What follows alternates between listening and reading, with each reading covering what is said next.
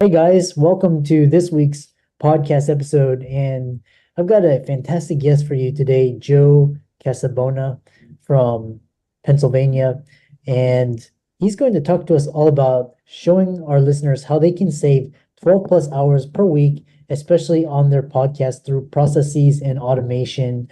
He's got a fantastic story and he helps busy solopreneurs. And I love having entrepreneurs on the podcast, such as Joe. So, Joe, welcome. Thanks. Thanks for that intro. Thanks so much for having me. Yeah, I know we connected through Podmatch. So, briefly talk about who you are, your business, briefly how you got there and how the audience can benefit from your presence today. Yeah, so the way I got to where I am today happened because of two really important things in my life. My first daughter, was born in 2017, and I feel like everybody, like everyone's a great parent before they become a parent. I thought this will be fine. Babies sleep most of the time. I can get all of my work done when she's napping, except she never napped long enough for me to do anything appreciable. And so that kind of came to a head over the summer when our babysitter had to went on a long trip basically. And I was challenged by somebody in one of my mastermind groups to do less. And what he meant was do fewer, like take on fewer projects. And what I heard was automate everything I don't have to do. So that started me on a journey of taking a bunch of things off of my plate by making computers do things so I don't have to. But that wasn't good enough. And in 2020, towards the end of 2020, my wife is a nurse. Our second had been born a few months earlier, and so I was at home with two out of my soon to be three kids. My wife was working a lot, and I wasn't able to work a lot, and I had a panic attack. I was just really stressed by, being cooped up at home and trying to be a good dad, but also trying to keep my business afloat. And my oldest, again, her name's Teresa. She was 3 years old at this point, and she comes over to me and hands me a bottle of water and says, "It's okay, Daddy. It's gonna be okay." And I thought, this is not okay. She shouldn't be taking care of me. And so basically, the very next day, I was like, okay, I need to hire a virtual assistant. I need to literally only do what I can do. So I put a bunch of systems in place. Our youngest was born a year later, and I was able to take a whole month off without being stressed because my business was basically on autopilot for that time. Yeah, it's really interesting because this sounds like, kind of the right after the aftermath of March of 2020 when the whole world basically was going to shit. So and it's really interesting because you talk about automation and processes. So kind of walk us through like what are the key things did you first eliminate things? Did you get rid of redundant tasks? Did you delegate? What kind of software kind of where did you get started? So the first thing I did, and this is such a crucial step, right? Because you can't, imagine walking into a kitchen and saying, "I'm going to make dinner," and then having no idea like what ingredients you have in your cupboard. You could still do something, but it's not going to be the best use of your time and your skills. And so the first thing I did was make a list of everything I do and then put a little check mark next to the things that I absolutely had to do. And this is a humbling experience, right? Because you think that your business needs you. It does not. All I need to do in my business is lend my voice for my podcasts and my videos and my expertise for my coaching clients. Everything else someone else can do. And so I made that list. I made the determination, and then I first looked at the highest impact stuff. What are the things that I can offload that will save me the most time initially? And a lot of that had to do with my podcast, right? Because again, my voice is the only thing I need for my podcast. So I dug a little deeper, right? I created kind of SOPs for everything I did for my podcast. How do I find guests? What do I do to record? What do I do after I record? How do I publish to my website? And for most of those things, I was connecting like one app to another. That's a key in understanding if you can use a tool like Zapier or if you need to actually delegate it to another person. And in the instances where, for example, publishing it to my website, I'm not just connecting two apps. I found a VA and she's still with me and I give her raises regularly so she stays with me. But in those instances, I delegate to my VA. So that's kind of the high level overview of what I did to get a lot of stuff off my plate. And one thing is interesting is commonly encountered with busy entrepreneurs is that so how much does this cost you in terms of like, because if you look at your, for example, your hourly rate, a couple hundred per hour, and then if you're spending it on like software or VA, like what amount are you spending per hour to save you, and how much time does that save you? Just so people can get a rough estimate of just cost. Is it going to be wildly expensive? I'm just kind of for people to get a good framework. Yeah, this is a really good question. It's really going to depend, right? So about 2 years ago, I switched from Zapier to make.com, formerly Integromat, because I saved about 90% per month, right? So make.com, I would consider myself a power user, costs $11 a month for me versus it was like 75 per month on Zapier. Now that with Zapier, like they have a new plan and the price decreases dramatically if you pay annually, but I kind of hate that. Like, I hate that you're going to like try to lock me into a year by like giving me a 50% discount. I get like a month or two free. That's a soapbox though. My VA is based in the Philippines. And so I do pay her a living wage. I determined that to be around, based on like some Googling, about $350 per month. And so we don't really, I mean, we have an hourly rate, but based on the hourly rate she gave me, she never exceeds that, right? So that's something to consider. I think she like pitched me at $4 a month, and that I just felt even though that's like a reasonable amount for her, maybe I felt very guilty paying that. So I still pay her closer to like, well, I guess it depends on the week, but $8 to $10 an hour. But it's still like I want to hit that living wage. So I just pay her whatever needs to happen to make that living wage happen. And so she's based in the Philippines. And so the really important thing about someone at her, let's say, kind of skill level for what we're working with here and the fact that she's ESL and everything, the tasks still need very clear input and output. Like, she needs to know what she's getting, and then she needs to know what it should look like at the end. And those tasks are great for her. If you're looking for somebody to like do more autonomous scheduling and other tasks, they would need a deeper understanding of the business. And so then you're probably looking at, $20, $25 an hour from what I've seen. So those are a couple of level setting prices there. And so if you're wondering, my hourly rate I determined to be around $200 to $250 an hour, depending on what I'm doing.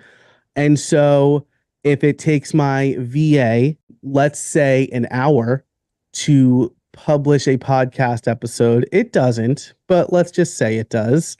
That would cost me $250 versus like $10. So that is a pretty considerable cost savings there.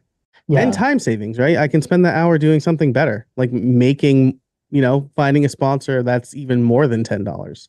Yeah. Or spending with your family and, with loved ones. Exactly. Yeah.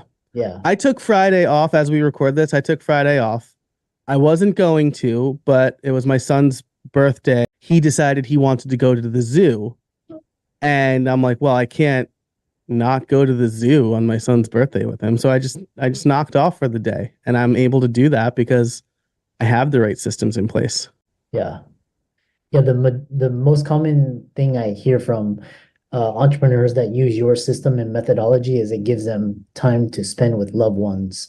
On occasion, I hear like it allows them to go make more money, pitch sponsors, and all that, which is, I mean, that's more power to you.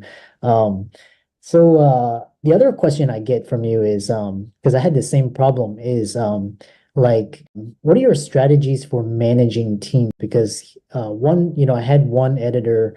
Now I use almost completely AI software, and so it cut my cost by 90%. I pay like whereas an editor cost me tens of thousands, now I pay like hundreds per year and I get 10x the output.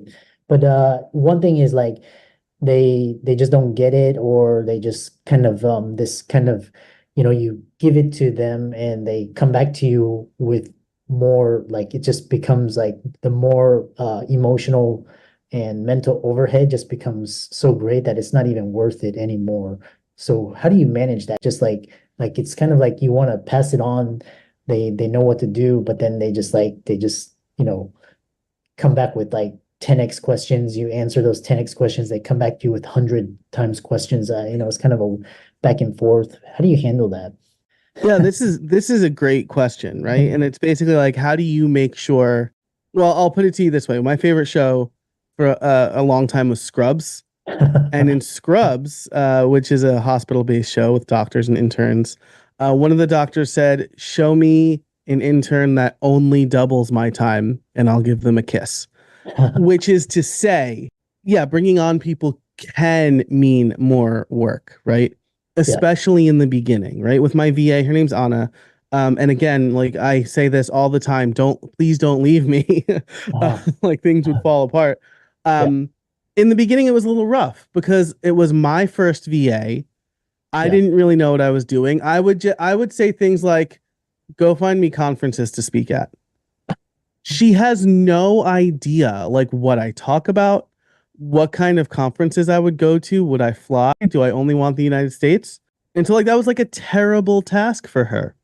Uh-huh. Uh-huh. So with my VA, what I do is when I have a new task, I record myself doing it. I set up a Loom video, I go through the task, I talk through everything. At the beginning, I say transcribe this, and then when you're done, write out the steps. And so what this does is she's hearing it, she's writing it, and then she's doing it, and she's seeing it. And if she has questions, she knows that she can ask them, right? Because in the beginning too, she was like afraid to ask questions. I'm like, I would rather you spend 30 minutes trying to figure it out and then ask me what's wrong, or ask me the question that you're struggling with, instead of you spending 8 hours trying to figure it out on your own, right? And so with those videos, she knows exactly what she needs to do. If she has questions, she asks before she gets started. Otherwise, she gets right to work because she sees the clear inputs and the clear outputs. Mm. With my editor, I've been with him for a really long time. And so what I did, right? And this is like a little bit of time investment. You need to do the task so that you know how to delegate the task, unless you are paying someone else hundreds of dollars to do it, right? Because Yeah. then they're skilled and they understand, right? But I edited an episode, I sent it to my editor, and I sent it to 3 editors actually, and I said, like, here's the general format, can you clean it up, make it like this, here's the intro, here's the outro, here's the music. And then I picked my editor, and for a while I would listen, right, after he'd send them back, but he specialized in my format. So like that was all good. I don't even really listen to his episodes anymore. Like Yeah. the next time I hear an episode is when it hits my public podcast feed. And so it takes some time investment up front, but now when I record a podcast episode, I record it, I still write the intro and the summary because I was there. There are points I want to highlight. I record the intro. And then once I do that, I don't see the episode again until it's public because I put everything in a Dropbox folder. I have an automation send that to my editor and email him. My editor uploads it back to Dropbox. Then my VA gets an email and she takes it from there. So it takes some time to work with your team. Patience and clarity are really important, and showing and telling will help big time. It sounds like majority is communication and style and just like videos and screenshots, sort of things. If you want to be in a position where you just like tell somebody go do this, that's fine. But now you have like a full-time employee who is very skilled at whatever you're asking them to do, right?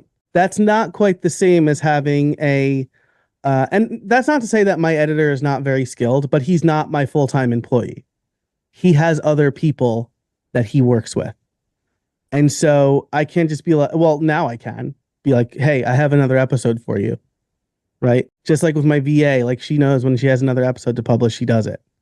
But when I have a new task for my VA, I can't just be like, hey, my goal is this. Go achieve that goal. Right? That's above her pay grade. I'd have to hire someone who's maybe just below me or at my skill level, but who doesn't have like the same like personal goals for my business as I do. Yeah. Yeah. Really, really interesting. So, yeah, those are kind of like just pressing things. I know we have come around 5 to 7 more minutes left. And so the other question you have is which with virtual assistants, where is the best place to find them? Is it a Fiverr, Upwork, other remote jobs? Talk about where people can find, very good, affordable virtual assistants. Yeah, this is a really good question. So I'll say like I haven't looked in a while. Like I got real lucky, I guess. I used onlinejobs.ph, which is like strictly a like Filipino virtual assistant website. If you do that, what I recommend is making the job listing very clear and having a task that you send out to 3 to 5 people. You're going to get inundated with applications. I'm talking like thousands. So like what I did was I set up a Gmail filter and just put everything in a folder, and once a day I would go through and try to find like 2 or 3 people whose application sounded good, reach out to them, and based on some initial questions, I would send them a task. I did that for like 5 days. Like after that, it just got to be too much. And like, I'm really sorry to anybody who I didn't respond to after that. But then when you're done, just take that down. Like take that job listing down because you will keep getting emails forever. So that's one place. And the other question you mentioned, or the other place you mentioned, was Fiverr. I found my editor on Fiverr, like before we stopped using Fiverr. So I think that's my last few experiences with that have not been very good, but for my editor, that was good. So again, your goal here is probably going to be find a few people in your budget, send them the same episode to edit, and then see who does with the same instructions and see who does the best job. And that's like, yeah, it'll cost you a little money up front, but it'll save you down the line of like picking someone kind of blind and then having to do that back and forth where it's like you're getting 10 questions back and 100 questions back. And at some point you just think, well, it would have been easier if I just did it myself. Yeah. Yeah, that was and sometimes, kind of the frustration is like, do you have time to actually sift through all of those and kind of because that time could be better spent off doing other things. And, if you look at like Facebook, there's Zuck, and then there's like there used to be Sheryl Sandberg, or like they have somebody that does all of that stuff, and then that leaves the CEO to kind of do very high level, kind of, which, yeah, I mean, yeah, I remember those days where, just kind of getting hundreds of questions and just kind of be like, it's easier if I just do it myself. So, but that's not, the other kind of to round it out, how can people find you and, how can people use your services? Because I know you help them automate, delegate, eliminate, kind of mundane podcasting tasks. So talk about that. Yeah, so I think the best place to go is going to be podcastworkflows.com/Lou, Loo. Is that how you say your last name? Is that right? Okay, cool. I will have a custom landing page there. You'll be able to get my automations database, which is like, yeah, if you're familiar with Zapier or Maker, whatever, like fine, you can just take those and install them on your account. Otherwise, this is just ideas for what you can automate. And then there will also be ways to connect with me on social media and how you can work with me. So if you're going there right now, Chris, to see, I haven't set it up yet. I always set the page up after the interview so that I know which opt-in to use for it. Yeah. Yeah, I love that. And thanks for a wonderful conversation. And I love talking with you. I love your setup in the background. And for all the audience, be sure to give Joe's socials a like and follow, reach out to him. And thanks so much for coming.